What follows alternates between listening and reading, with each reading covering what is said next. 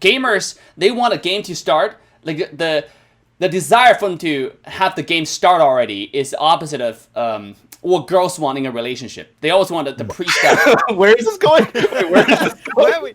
I think we're projecting a little bit here. I think that's projection right there. Anyways, without further discussion into that topic, let's go ahead and jump into the caster's desk because our first game ban pick is now underway. So let's go ahead and send it to the caster's desk. Well, this should be pretty quick because they already drafted earlier, so they're just gonna speed through this. We're just gonna have to like read these job picks really quickly. Looks like Varus, Ezreal, Garen, Vayne, and Seraphine. And then we're going Lulu, Kaisa, Lee Sin, Orianna, and they're hovering the Darius right now. So analyze away, I guess. That was a really good draft. Oh my god, that went so quick. So much thought put into this, I gotta say. No, of course, Kappa right there. No, I'm looking at the Liyab comp. I do enjoy it quite a bit. It was heavily focused. I know, actually, they switched sides now. I'm a little bit confused. That actually really put my brain in a bad situation. Dave is going to switch back and forth between the Oh, okay, all good, all good. But yeah, Sengoku Gaming, I'm mainly thinking of their draft here, is a very siege comp focused draft. You got Garen is going to be a frontliner, but he's not really made to like soak up damage all that much. He's like a brawler, and that's what he does. But then you got a Vayne, you got a Seraphine, you got Ezreal, you got Varus. Like, they are going to try and siege, and the thing is, if they fall behind, they're going to be in so much trouble. And when I'm looking at this, I'm seeing a Lulu, I'm seeing a Lee Sin. Lee Sin's dive potential paired up with a Lulu is going to be absolutely mind-boggling. So, of course, you're looking at the Lee Sin here. See if he can get ahead in the jungle and get some good lane pressure early on. If he can do so, I think that we might be having a little bit of a hard time for Sengoku Gaming because their comp is so reliable around the fact of they need to get ahead. If they fall behind, their comp is going to be really hard to get back into it. Other than you have Vayne is a character that can come back really easily. Wait a second. They have Varus and Ezreal. Yeah, that's the thing. I am a little bit confusion here, but we'll see. So, and Vayne. So Vayne should be AD. Like, Vayne could go top lane. No, Vayne is lane. Vayne looks like jungle. Or wait, are they trying to do? Wait, what's going on? Are they redoing this game again? They can do a lot of flex picks. They can do a lot of flex picks. That's the thing. So I'm a little bit unsure of where they're going to go. Like, they're going to go, of course, with the Smite jungle Vayne, which I don't think is like the best jungler. But I don't know. I'm curious to see how that's going to work. This is such a weird comp that I think it might have been a mistake. Like, are they thinking we're going to remake again? What's happening here?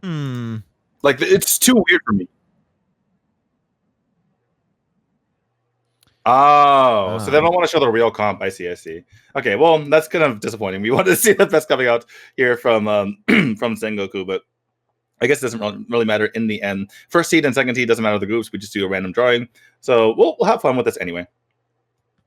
Yeah, we're going to have a little bit of fun time for us overall. Going to see exactly what's going to be happening in this game. Hopefully, it's going to be a fun one all around. But I'm looking at it, like, so far, not going to have too much. Potentially going to go for a little bit of an invade, which you are going to be seeing some early river aggression. Seraphine, Vayne, going to be respectful of that one. No, they can't take that fight. But they are going for 2-2 push currently with also the Ezreal and the Varus down in the bottom side of the jungle. And they're going to try and just get a little bit of information, some early vision to try and get that intel early on as Gambit and Miggy are pushing a little bit further away, trying to potentially contest that red, but they just know that they can't afford to take that fight, and they're going to go back to their farming stage.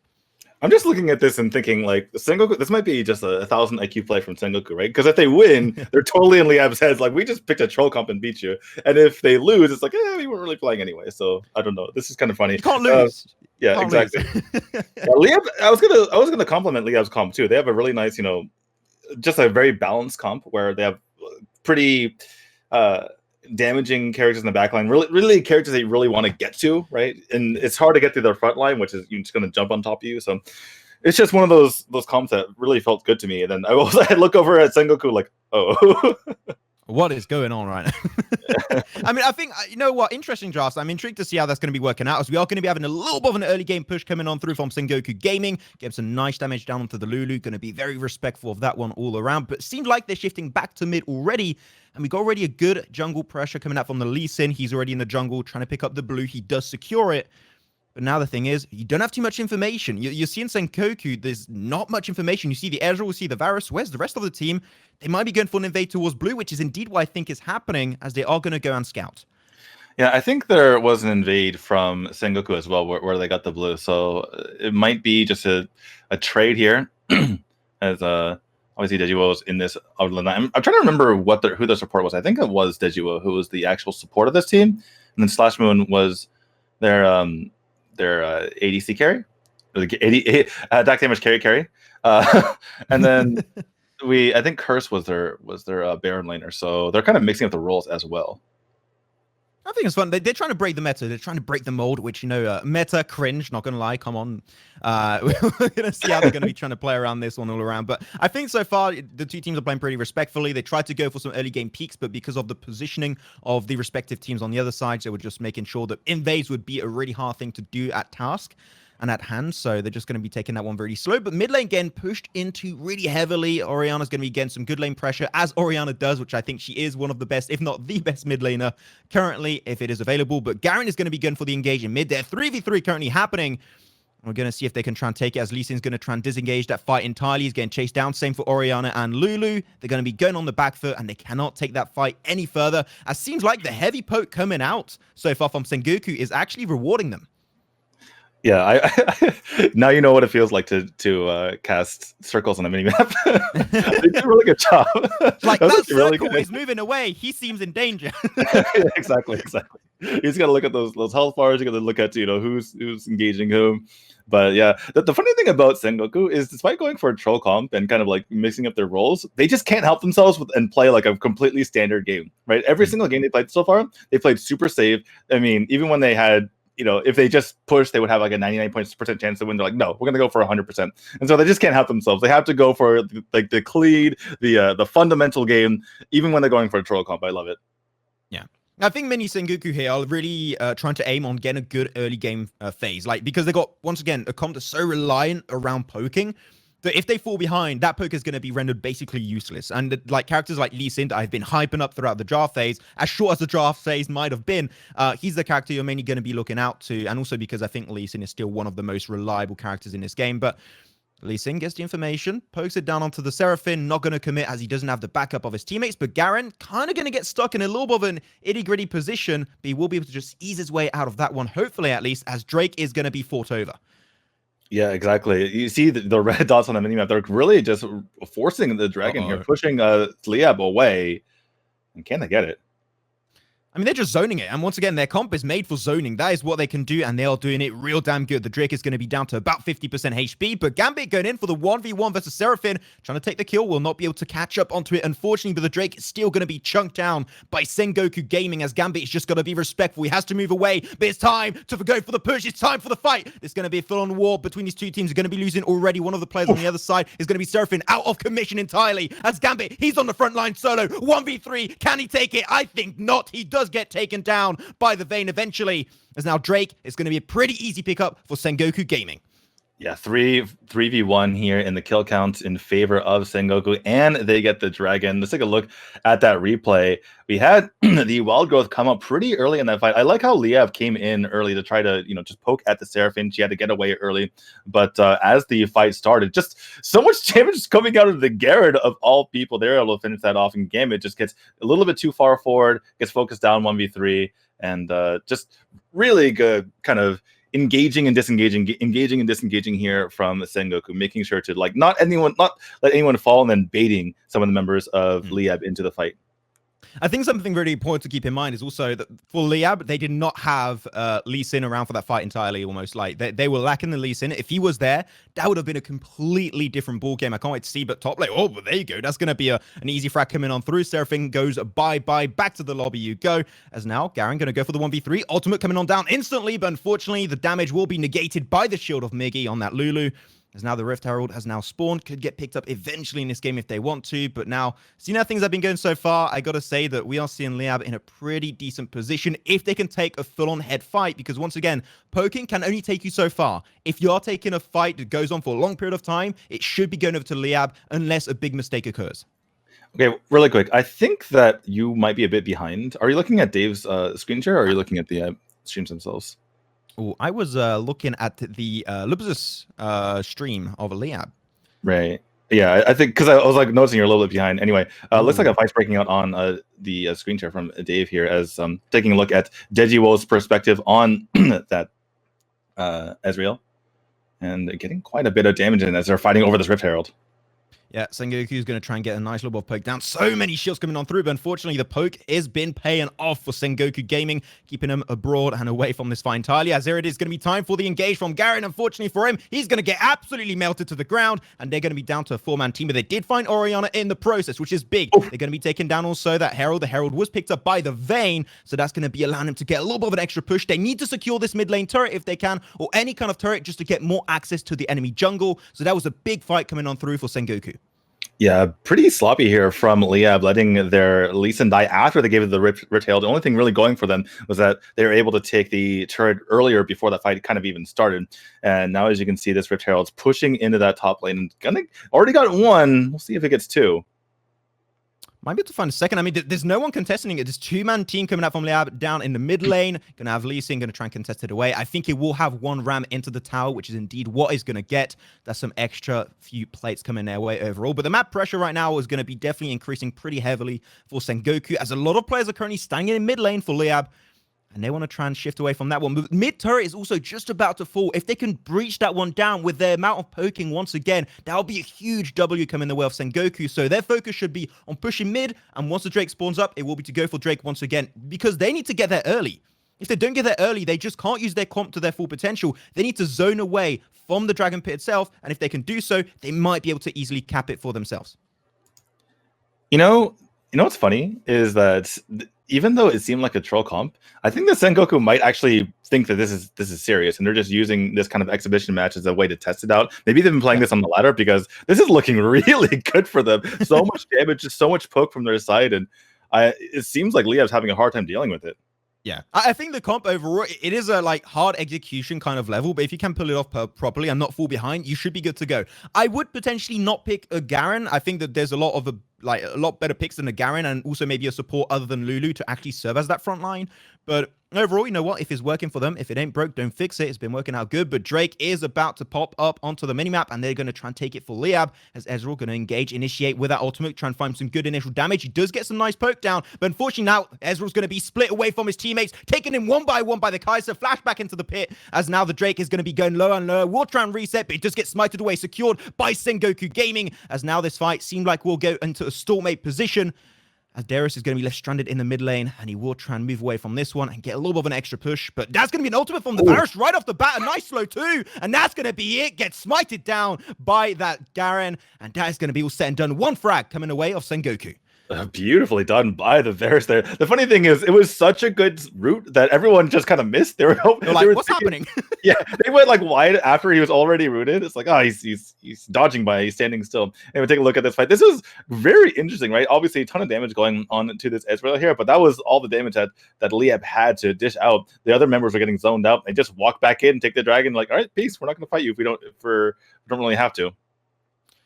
Yeah, I mean, that's all they were going to try and focus on that game all around. So that was great still coming on from them. And they've been securing Drake after Drake. They got the Herald too earlier, so they are definitely in a really, really good position when it comes down to it for Sengoku. And now they're ahead. And that was my biggest issue, is if they did tend to fall behind, that was where they were just going to completely crumble to pieces and struggle. But they are really holding their ground so good. And I want to see them get to the point of when they're going to try and siege. When they get to the point of just keeping everyone at bay and just keep on harassing these towers or harassing these global objectives, that's where I think the composition of Sengoku really will shine through, as they have a little bit of a push in mid, not too much happening so far, but they need to hold on strong for Liyab. They need to hold on strong to that mid lane tower. If they lose it, unfortunately, they're going to lose so much control around the map, and I don't think it will be possible for them to almost do a comeback once again, unless a big mistake occurs. One thing to look for into these team fights, though, is Miggy's use, the Lulu's use of her Wild Growth ultimate, right? It seems like she's using it way too early in these fights. I mean, credit obviously to Sengoku for forcing it out, but it seems like every single Wild Growth, and we've seen at least 3 so far, has been pretty ineffective. Seeing Garen going to be caught out, unfortunately, down in that bottom lane position, and he's going to be taken down once again. Lulu picks up the kill. Hey, you know what? I not have a little carry Lulu position. I'm not. I do the same. She wants the damage. She wants that damage.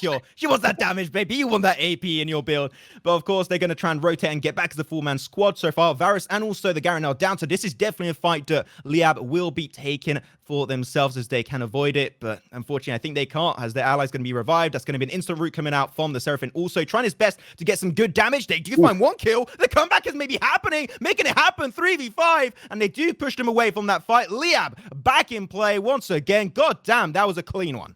Yeah, very well executed by Liyab there. You're starting to see the shortcomings of the side of Sengoku because once Liyab started picking up those GAs, it just made it so that Liyab had to stay in the picture, or excuse me, Sengoku had to stay in the picture for so much longer. And then they just don't know how the hit bars to even stand in that place. Obviously, the wild growth comes out very well done, makes Darius almost unkillable. And in fact, he does not go down as they are able to clean up afterward. All good so far. Gonna have a nice replay from that fight. Overall, I think it was definitely an overstep from Sengoku Gaming. They should have just, like, you know, took what they got, which was a few frags, and just left that fight entirely. But unfortunately, they did try and overstay their welcome, and they did pay the price for it. Drake is going to be coming up in a few seconds. It's going to be a Cloud Drake. So if you want to get some good cooldown reduction on your ultimates, that is definitely going to be the way to go.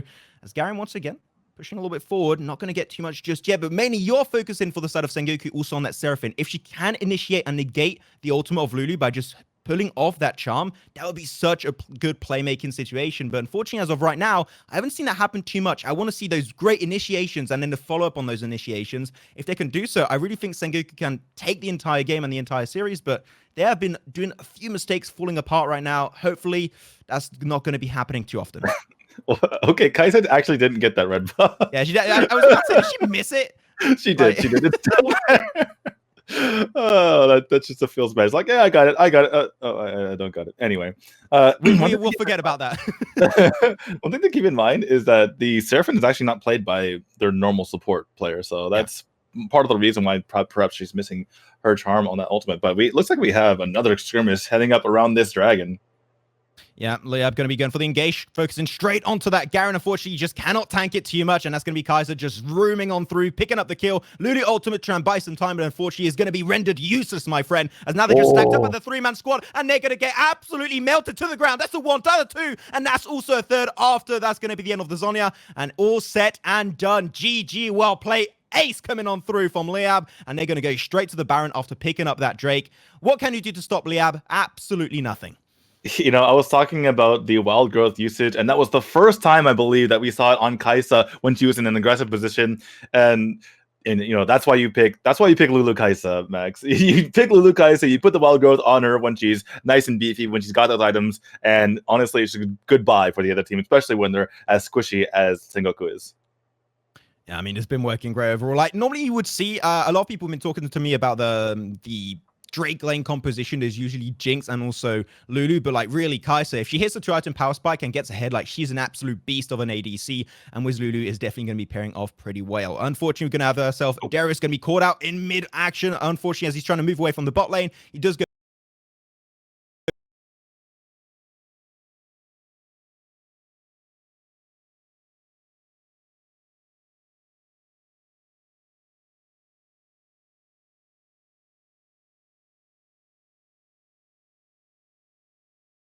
Having a little bit of technical issues here, but be looking exactly what's happening. There we go. We're back. Oh, we're back. Oh, PogChamp, we are back, ladies and gentlemen. Sorry for the little bit of a tech issue. We are back into the action once again, and not much has changed since we last left.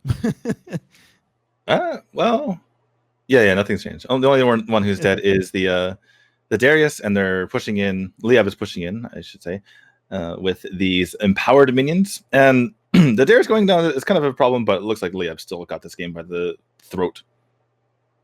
Yeah, I mean, Liyab are definitely on a position. Without they especially push that mid lane turret, so that's going to create a lot more space for them to try and play around. So overall, they're looking in a good spot, and they can just mainly do, as we mentioned at the start, you know, they're trying to siege it up, this position all around. Oh my god, trying to get some damage through, and that tower will unfortunately fall down. Liyab keeping some really good lane pressure, as Lee Sin is just split pushing up top. That might be a double tower pickup, as they are going to be rotating up top. Yeah, you saw the massive damage coming out from the Orianna there. That's why she's one of the most powerful mid. Oh my goodness! What? She just snipes out Vayne, and in comes the damage from the Kaisa as well. What is happening? Oh, Lulu ultimate onto the Darius trees, like, you're on Alistar now. You're going to tank turrets for us. Oh my god. Oh my god, almost a one-shot coming up through from Gambit. And that's going to be the tower again, absolutely obliterated by the side of Liyab. And there you go. You might question the comp at the start of that draft, but they do not. They believe, and they do take the first win of this BO3 series versus Sengoku Gaming. What a dub. What a drop. What insane. Really well played from Liyab.